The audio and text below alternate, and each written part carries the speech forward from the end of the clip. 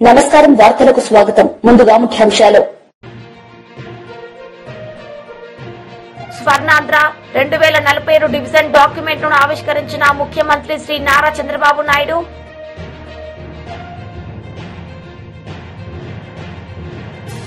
తన నివాసం వద్దే అల్లు అర్జున్ ను అరెస్టు చేసిన చిక్కడపల్లి పోలీసులు. సంధ్యా థియేటర్ తొక్కిసలాట ఘటనలో Allu Arjun arrest. Swarnandhra 2047 division document ను ఆవిష్కరించిన ముఖ్యమంత్రి శ్రీ నారా చంద్రబాబు నాయుడు ఈ సందర్భంగా ఆయన ప్రసంగించారు. ఆలోచిస్తున్నాం. నేను ఒకటే మీ అందరికీ విజ్ఞప్తి చేస్తున్నాను. ఈరోజు ఆధార్ అకౌంట్ ఉంది. ప్రతి ఒక్క ఇండివిజువల్ని మనం అసెస్ చేయగలుగుతున్నాం. దీని తర్వాత ప్రతి ఒక్క ఇండివిజువల్ని కుటుంబంగా మ్యాప్ చేస్తాం. అదే మరి ఏ ఇంట్లో ఉన్నారో మ్యాప్ చేస్తాం.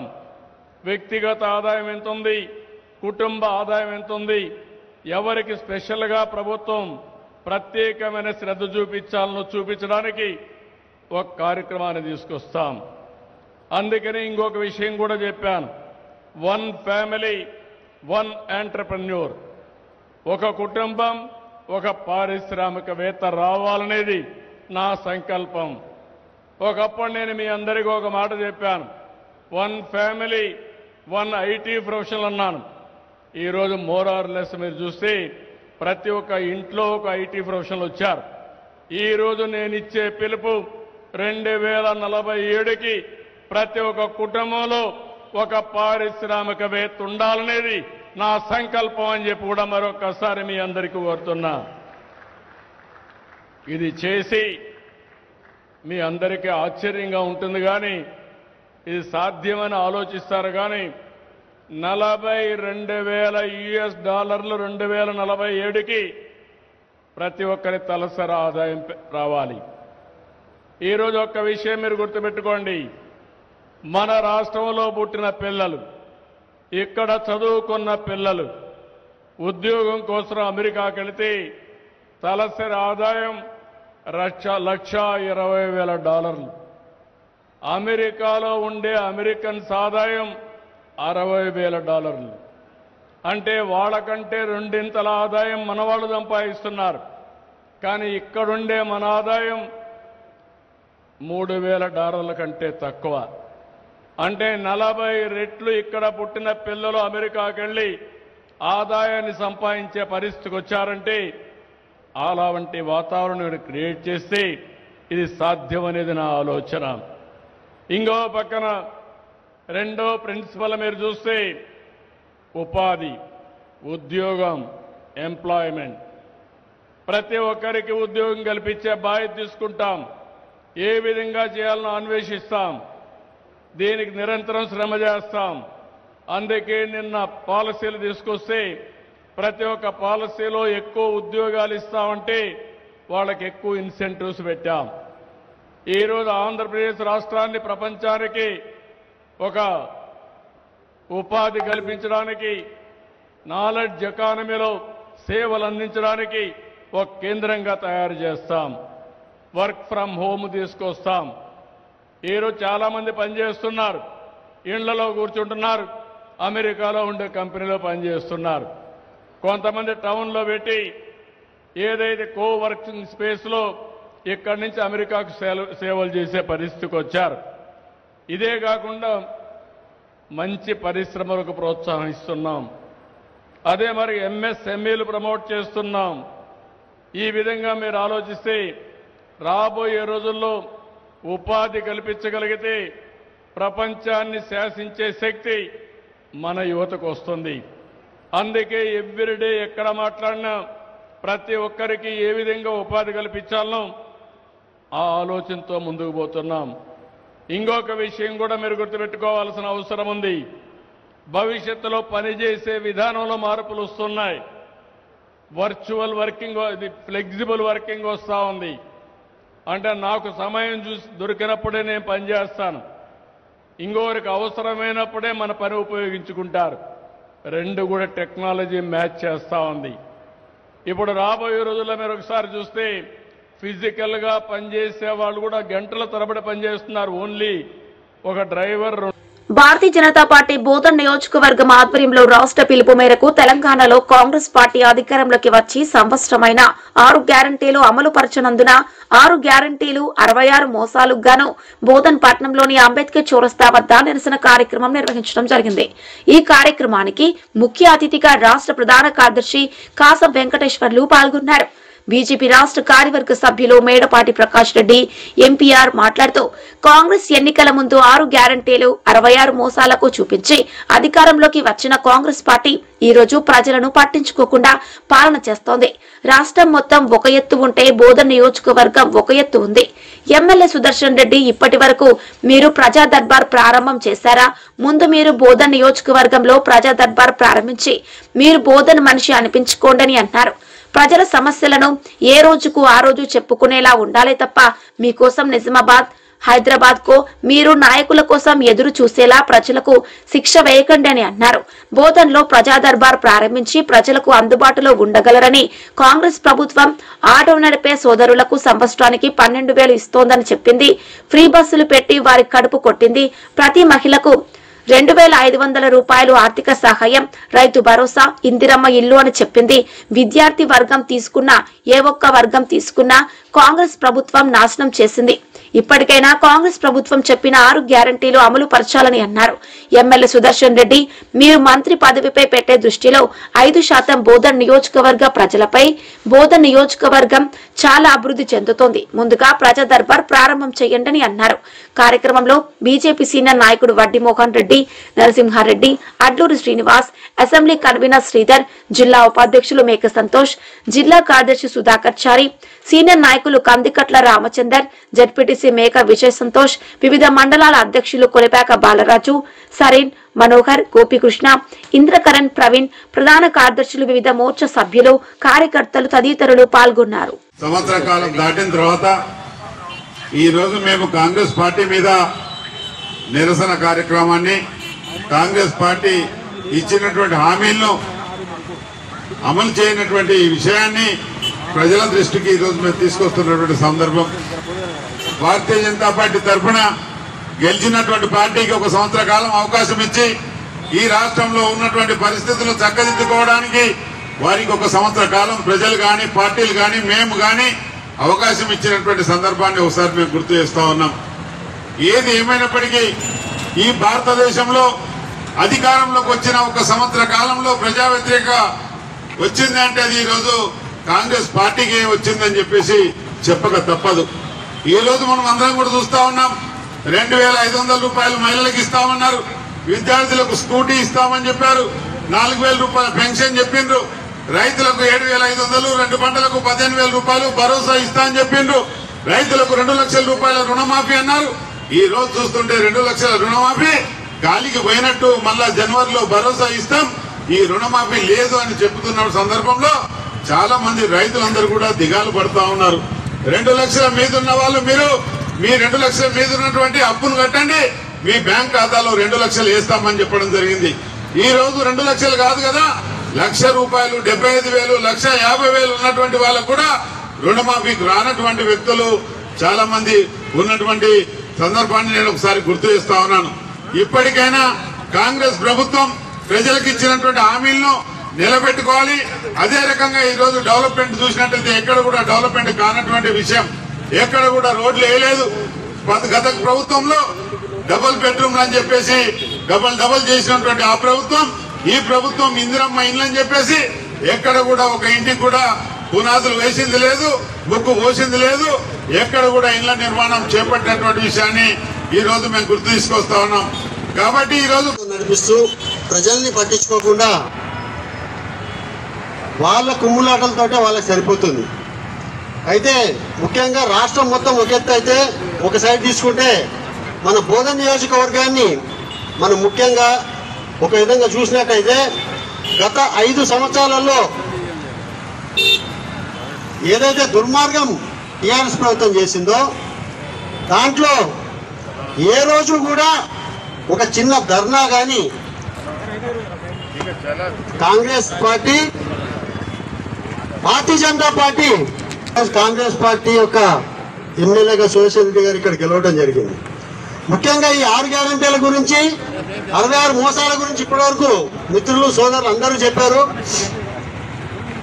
వాటన్నిటితో పాటు ముఖ్యంగా మేనిఫెస్టోలో 6 గ్యారెంటీల తర్వాత మొట్టమొదట ఉన్న అంశం రాష్ట్ర స్థాయిలో ప్రజా దర్బార్ ఓపెన్ చేస్తామని చెప్పారు.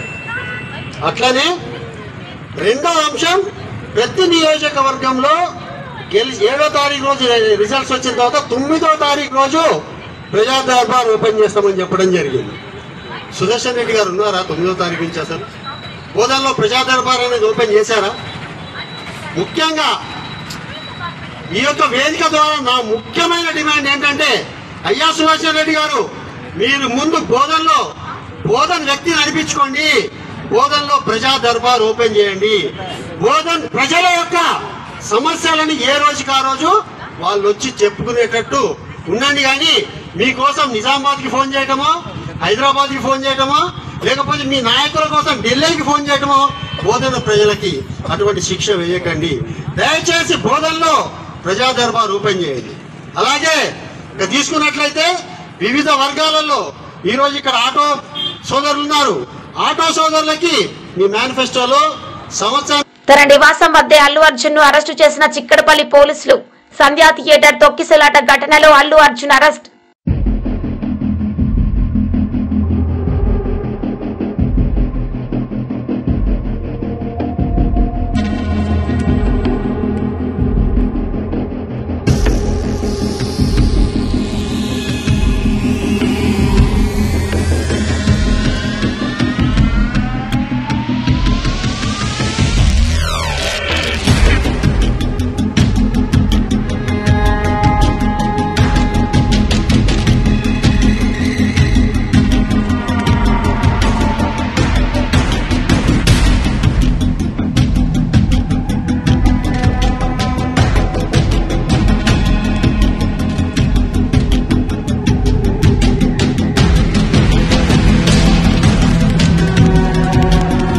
ఎమ్మెల్సీ కవిత మీడియా సమావేశం నిర్వహించారు. ఈ సందర్భంగా పలు అంశాలపై ఆమె మాట్లాడారు. చర్చించాల్సినటువంటి అంశాలు ఏందన్నది ప్రజలతో కూడా పంచుకొని రేపు వస్తున్నటువంటి అనేక మంది మేధావులు ఇతర మిత్రులకు కూడా స్వాగతాన్ని తెలియజేస్తా ఉన్నాము. ఇవాళ మీరు గమనించినట్టయితే ఉమ్మడి ఆంధ్రప్రదేశ్లో ఉన్నప్పుడు మన తెలంగాణ అస్తిత్వం మీద రకరకాలుగా దాడి జరిగేది. అది మన భాషను అవహేళన చేయడం కావచ్చు, మన యాసను అవహేళన చేయడం కావచ్చు, మన దగ్గర కవులు కళాకారులు లేదనడం కావచ్చు, లేకపోతే మన పాటలు కాకుండా మన పాటలను మరిపించేటటువంటి ఇంకొక పాటలను ప్రభుత్వ వేదికల మీద పాడించడం కావచ్చు, మన పండగలను అవహేళన చేయడం కావచ్చు, మన పండగలకు ప్రాధాన్యత ఇవ్వకపోవడం కావచ్చు, మన దగ్గర ఉండేటటువంటి గంగా జమున తహజీబ్ని ఆహ్వానించే విధంగా మాట్లాడడం కావచ్చు. ఇవన్నీ కూడా మనం ఉమ్మడి ఆంధ్రప్రదేశ్లో భరించినాం, వాటిని ఫేస్ చేసినాం, వాటిని దాటుకొని ఉద్యమం చేసి ఇవాళ ప్రత్యేక తెలంగాణ రాష్ట్రాన్ని సాధించుకోవడం జరిగింది. ప్రత్యేక తెలంగాణ రాష్ట్రం సాధించుకున్న తర్వాత కేసీఆర్ గారు పెద్దలు ముఖ్యమంత్రి అయిన తర్వాత మరి చిన్నది పెద్దది అని చూడకుండా అది పాలపిట్టైనా, తంగేడు పువ్వు అయినా, జమ్మి చెట్టు అయినా, కృష్ణ జింక అయినా అన్నీ కూడా అధికారిక చిహ్నాలుగా ప్రకటించుకుంటూ, అట్లానే బతుకమ్మ పండుగ అయినా, బోనాల పండుగ అయినా వాటిని రాష్ట్ర పండుగలుగా ఆనాడే కేసీఆర్ గారు గుర్తించడం జరిగింది. అట్లానే తెలంగాణ సమాజానికి వందల సంవత్సరాలుగా అలవాటు ఉన్నటువంటి మత సామరస్యాన్ని కాపాడడానికి కూడా ఒక పక్క క్రిస్మస్ని ప్రభుత్వ పరంగా చేస్తూ, ఇంకొక పక్క రమదాన్ని చేస్తూ, ఇంకొక పక్క బతుకమ్మ బోనాలు చేస్తూ మరి అన్ని విధాలుగా కూడా మన గంగా జమున సంస్కృతిని కాపాడుతూ రావడం జరిగింది. మరి ఇవాళ 10 ఏళ్ళు బీఆర్ఎస్ పాలన తర్వాత ఒక రికార్డ్ లాగా ఒక చిన్న మత కల్లోలం కూడా లేకుండా మనం సాధించుకోవడం జరిగింది. ఇవాళ కాంగ్రెస్ ప్రభుత్వం వచ్చినప్పటి నుంచి ఏం జరుగుతుంది? వచ్చినప్పటి నుంచి రేవంత్ రెడ్డి గారు ముఖ్యమంత్రి గారు ఏం మాట్లాడుతూ ఉన్నారంటే, ఫస్ట్ తను మొదలు పెట్టడమే రాష్ట్ర అధికారిక చిహ్నం మారుస్తాను, ఆ చిహ్నంలోంచి చార్మినార్ తీసేస్తాను, ఆ చిహ్నంలోంచి కాకతీయ తోరణం తీసేస్తాను అనేటటువంటి అంశాలు మాట్లాడడం జరిగింది. మళ్ళీ ఏమైందో ఎవరు బుద్ధి చెప్పినరో పెద్దగా దాని జోలికి పోకుండా అది విరమించుకున్నట్టుగా అనిపించింది. ఆ తర్వాత మళ్ళీ ఏ పండగ వచ్చినా కూడా దాన్ని చేయకుండా, అంటే రమదాన్ పండుగ వచ్చింది, దానికి తోఫా ఇవ్వలేదు. బతుకమ్మ పండుగ వచ్చింది, మా ఆడబిడ్డలకు చీరలు ఇవ్వలేదు. రేపు క్రిస్మస్ వస్తుంది, దానికి కూడా వాళ్ళు ఏమి ఇచ్చే ఆలోచనలో కూడా కనీసం లేరు. అదేవిధంగా మరిగా ప్రభుత్వ వేడుకల్లో పాడుతున్నటువంటి పాటలు చూస్తే నిజంగా కన్నీళ్ళు వచ్చేటటువంటి పరిస్థితి. మొన్న పెద్దపల్లిలో కానీ, అంతకుముందు వరంగల్లో కానీ, నిన్న సెక్రటేరియట్లో వాళ్ళు పెట్టుకున్న కార్యక్రమంలో కానీ మనకు సంబంధం లేని పాటలు, అసలు మన తెలంగాణ సమాజం ఆమోదించినటువంటి పాటలు. మరి అంతమంది తెలంగాణలో జానపద కళాకారులు ఉంటే ఒక్క కళాకారుడు కూడా మీకు పాట పాడడానికి దొరకలేదా? ఒక్క తెలంగాణ గీతం, తెలంగాణ సంస్కృతిని తెలిపేటటువంటి ఒక్క గీతం కూడా ప్రభుత్వ వేదికల్లో ఉండకూడదని మీరు అనుకున్నారా అని ఇవాళ మేము ప్రశ్నిస్తూ ఉన్నాం. మరి వాళ్ళు చేసిన కార్యక్రమం ఏంది? తెలంగాణ తల్లి రూపును మారుస్తామని చెప్పినారు. ఎట్లా మారుస్తారండి? ఎందుకు మారుస్తారు? అసలు ఇవాళ అనేకమైన విగ్రహాలు దేశంలో ఉంటాయి. ఒక్కసారి తెలంగాణ ప్రజలందరినీ కూడా ఆలోచించాలని నేను కోరుతా ఉన్నాను. గాంధీ గారి విగ్రహాలు పెట్టుకుంటాం మనం ఊరూరా. ఏం జీవం ఉందని పెట్టుకుంటామండి? ప్రేమ ఉంది కాబట్టి మనసు నిండా. మాజీ మంత్రి శ్రీనివాస్ గౌడ్ మీడియా సమావేశం నిర్వహించారు. ఈ సందర్భంగా పలు అంశాలపై ఆయన మాట్లాడారు. ఇక ఈ చిన్న ఫార్ములా 40-50 కోట్లు ఖర్చు పెట్టిన దానికే విచారిస్తున్నాం, ఏసీబీకి పంపుతున్నాం అని భయభ్రాంతులకు గురి చేస్తున్నారు మీరు. మరి ఒలింపిక్ నిర్వహించాలంటే ఎంత అవసరమో తెలుసా? ఎన్ని లక్షలు? దాదాపు 2 లక్షల పైన, 2-3 లక్షల కోట్ల ఖర్చు చేయాల్సిన అవసరం ఉంటుంది. 50 కోట్లకే మీరు ఏసీబీ అని పేరు పెట్టిస్తుంటే రేపు ఏ కంపెనీలు వస్తాయి హైదరాబాద్కు? ఏ స్పోర్ట్స్ నిర్వహించడానికి వస్తాయి?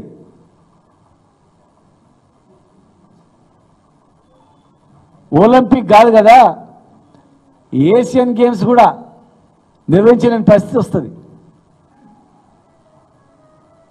వాళ్ళు ఎక్కడ పడితే ఎక్కడ ఫార్ములా ఈ రేసింగ్ వాళ్ళు ఇవ్వరు. ఈవెన్ క్రికెట్ కూడా, ఓ క్రికెట్ ఆడాలంటే బీసీసీఐకి అప్లై చేయాల. తర్వాత ఇండియన్ క్రికెట్ అసోసియేషన్ వాళ్ళు గుర్తించాలా. నేను మామూలుగా ఐపీఎల్ పెడతాంటే ఎవడు రాడు. ఆ కెపాసిటీ ఉందా లేదా, గ్రౌండ్ ఉందా లేదా చూస్తారు. అలాంటిది ఇండియాకే పేరు ప్రతిష్టలు వచ్చేటువంటిది ఫార్ములా ఈ రేసింగ్ తీసుకొచ్చి కష్టపడి ఒక బ్రాండ్ ఇమేజ్ని పెంచి హైదరాబాద్లో ఆర్థిక పరిస్థితులను పెంచి ఇంటర్నేషనల్ లెవెల్లో హైదరాబాద్ని చూసేటట్లు మేము చేస్తే ఇలా అరెస్ట్ చేస్తాం, కేటీఆర్ను అరెస్ట్ చేస్తాం, నీ కక్ష సాధింపులు చర్యలు తప్ప తెలంగాణ అభివృద్ధి పైన మీరు దృష్టి పెట్టట్లేదు. ఇలా జైళ్ళు వేయాల్సి వస్తే మరి మూసీ పరివార ప్రాంతంలో కూల్చిన వాళ్ళని వేయాలా? ఎంతోమంది చావు కాలకులేకుండా వేయాలా? హైదరాబాద్లో ఆర్థికంగా మొత్తం దిగిపోయింది. తెలంగాణ మొత్తం కూడా ఏ వ్యాపారాలు నడవట్లేదు, భూముల విలువ పడిపోయినాయి, ప్రతి ఒక్కరూ బాధలో ఉన్నారు. వాళ్ళ కారకులను వేయాలా?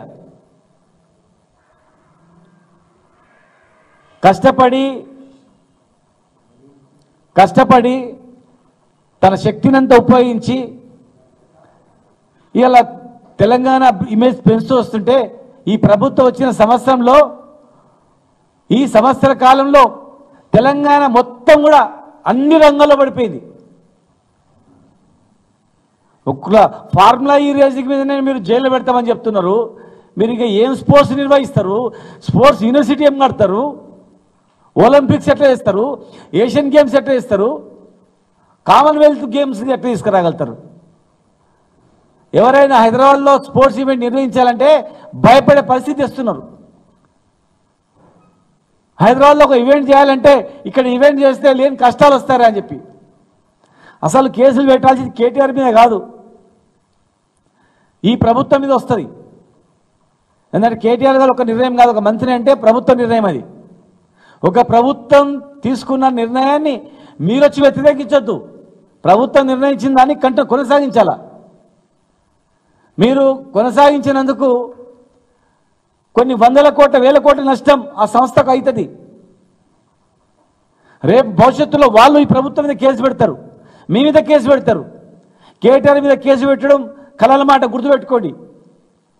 రేపు వాళ్ళే ఫార్ములా వాళ్ళే ఒక ప్రభుత్వం ఇచ్చినటువంటి ఒప్పందాన్ని ఇంకొక ప్రభుత్వం ఒప్పందాన్ని క్యాన్సిల్ చేసినందుకు మరి ప్రపంచవ్యాప్తంగా ఉన్నటువంటి అనేక మందికి మాకు నష్టం జరిగింది, మేము బుక్ చేసుకున్నాం, మా పేరు ప్రతిష్ట పోయినామని చెప్పి ఆ సంస్థ ఫార్ములా ఈ రేసింగ్ మీ పైన పరువు నష్టము నష్టం వేయడానికి సిద్ధంగా అవుతుంది. దాన్ని దృష్టిలో పెట్టుకోండి.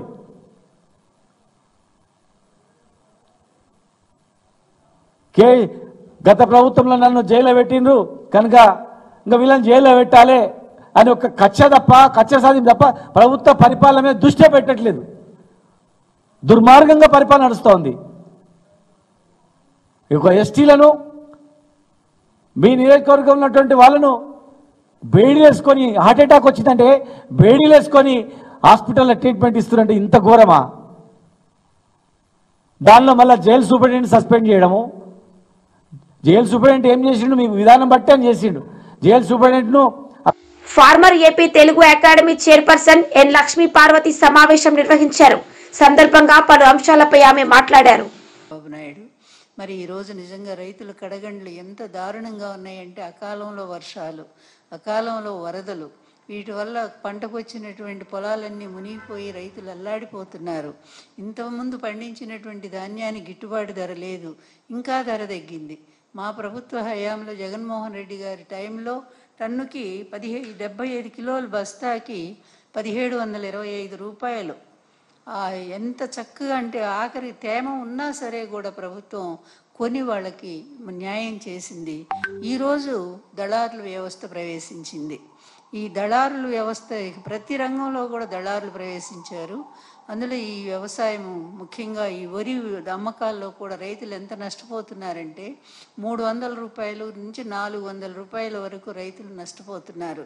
అంటే 1725 నుంచి 1300, 1400 కూడా వాళ్ళకి క్వింటల్కి రావట్లేదంటే రైతు నష్టపోతానే ఉన్నాడు. అదేవిధంగా ఇస్తామన్నటువంటి కనీసం గత ప్రభుత్వంలో ఇచ్చినటువంటి 1325 అవి కూడా లేకుండా చేసింది గవర్నమెంట్, 13,250 రూపాయలు.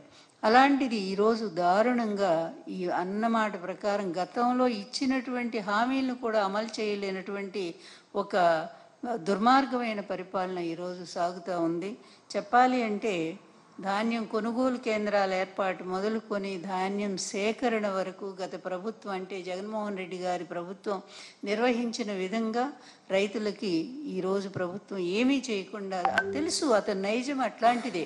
అతను ఎలక్షన్స్ ముందు మాట చెప్తాడు, ఎన్నికలు అయిపోయిన తర్వాత తప్పుకుంటాడు. ఎప్పుడూ కూడా అతని ప్రభుత్వంలో రైతులు అల్లాడిపోతానే ఉన్నారు. గతంలో కూడా ఎంతోమంది రైతులు ఆత్మహత్యలు చేసుకున్న పరిస్థితి ఇతని ప్రభుత్వంలో, ఉమ్మడి రాష్ట్రంలో కూడా. అదేవిధంగా గత ప్రభుత్వంలో కూడా ఇచ్చిన హామీలు రైతులకు ఏమాత్రం నెరవేర్చినటువంటి పరిస్థితి చంద్రబాబు నాయుడు గారిది. జగన్మోహన్ రెడ్డి గారు వచ్చిన తర్వాతే రైతు భరోసా కేంద్రాల ద్వారా రైతులకు అన్ని విధాలా కూడా ఉపయోగం, అంత మంచి పరిపాలన లేదని ఈరోజు రైతులు మాటికి కూడా జగన్మోహన్ రెడ్డి గారిని గురించి మాట్లాడుకుంటూ ఉన్నారు. అందుకే రైతులకు మద్దతుగా ఈరోజు మా పార్టీ నుంచి అన్ని జిల్లా కేంద్రాల్లో కూడా రైతులకి ఈ ప్రభుత్వం ఇచ్చిన హామీ నెరవేర్చాల్సిందేనో, మీరు ఇస్తానన్నటువంటి 20,000 రూపాయలు ఒక్కో రైతుకి ఇవ్వాల్సిందేనని, దానికి అదేవిధంగా మీరు మద్దతు ధర కూడా ప్రకటించి రైతు నష్టపోకుండా పండించిన ధాన్యానికి పూర్తి న్యాయం చేయాల్సిందే అనే విషయం మీద ఈరోజు మా పార్టీ నుంచి అన్ని జిల్లా కేంద్రాల్లో కూడా ధర్నాలు, అదేవిధంగా కలెక్టర్ కార్యాలయాల ముందు కలెక్టర్ గారికి మెమరాండం ఇవ్వటం, ఈ కార్యక్రమం అంతా కూడా నిర్వహిస్తూ ఉన్నారు. అది ఫెయిల్ చేయటానికి కొన్ని చోట్ల అరెస్టులు, మరికొన్ని చోట్ల అసలు ఈ మీడియానే రానియకుండా జగన్ చంద్రబాబు నాయుడు గారు ఏవేవో కార్యక్రమం అని చెప్పి వాళ్ళందరినీ కూడా బస్సులు వేసి మరీ కూడా రప్పించుకొని రాత్రిపూట ఎక్కడో పెట్టి, ఈ విధంగా ఎన్నాళ్ళు ఈ విధంగా నువ్వు ఈ దొంగదారిని ఇట్లాంటి ఎప్పుడు కూడా దొంగ బతికే చంద్రబాబు గారిది. ఈ అడ్డదారిలో ఈ విధంగా కుటిలమైన రాజకీయాలతో జరగాల్సినటువంటి పనులు జరపకుండా, ప్రజలకు అందించాల్సినవి అందించకుండా, ఇలా అడ్డదారిలో ఏదో చేసి దాన్ని డైవర్షన్ చేస్తాను అనుకుంటే ప్రజలేమంత అమాయకులు కాదు కదా. నీ డైవర్షన్ పాలిటిక్స్ ఇప్పటికే ప్రజలకు బాగా అర్థమైపోయింది. కష్టపడుతున్నటువంటి వాళ్ళు, బాధలు పడుతున్నటువంటి ప్రజలకి నువ్వెంత నీ మీడియా ద్వారా నువ్వు డైవర్షన్ పాలిటిక్స్ చూపించినా, నువ్వు చాలా గొప్ప పరిపాలన అనుకుంటూ నువ్వు ప్రజల దగ్గరికి వెళ్ళినా కూడా ప్రజలు నమ్మే పరిస్థితి ఉందా? ఈరోజు ప్రజలు అందరూ అన్ని వర్గాల వాళ్ళు కూడా ఎంత సఫర్ అవుతున్నారు. కడుపులో చల్ల కదలకుండా జగన్మోహన్ రెడ్డి గారి ప్రభుత్వంలో ఇంటికే మరి అన్నీ అందించి పేద వర్గాలను ఆదుకున్నారు. రైతు భరోసా కేంద్రాల ద్వారా ధాన్యాన్ని ఎప్పటికప్పుడు కొనుగోలు చేసి రైతులకు న్యాయం చేశారు. అదేవిధంగా గిట్టుబాటు ధర ప్రకటించారు. ఏ సీజన్లో ఆ పంటలకు తగిన విధంగా పెట్టుబడి సాయం అందించారు. ఇన్ని రకాలుగా మేలు చేసినటువంటి జగన్మోహన్ రెడ్డి గారిని పదే పదే రైతులు తలుచుకుంటూనే ఉన్నారు.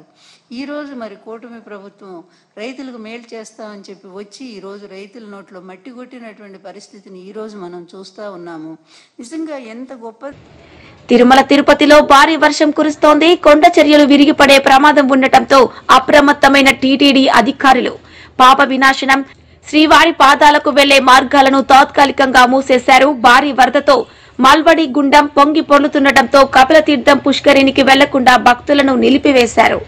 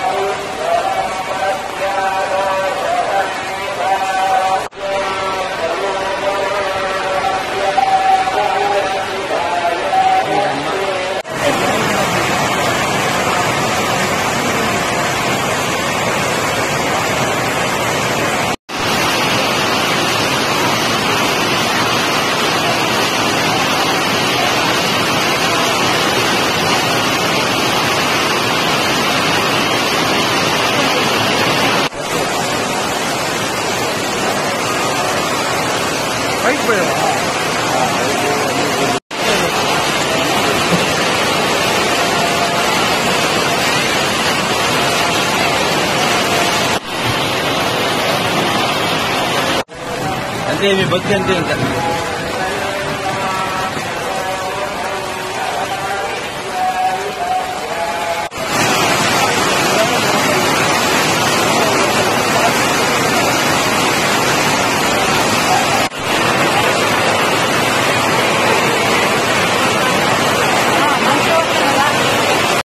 వార్తలు ముగించే ముందు ముఖ్యాంశాలు మరోసారి. స్వర్ణాంధ్ర 2047 డివిజన్ డాక్యుమెంట్ ను ఆవిష్కరించిన ముఖ్యమంత్రి శ్రీ నారా చంద్రబాబు నాయుడు.